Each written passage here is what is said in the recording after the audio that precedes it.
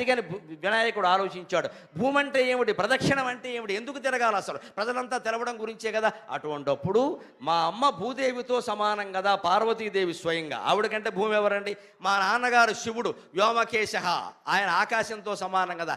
వీళ్ళిద్దరినీ కూర్చోబెట్టి ప్రదక్షిణం చేస్తే భూ ప్రదక్షిణం చేసినట్టే కదా. ఇది బుద్ధి అంటే ఆలోచన.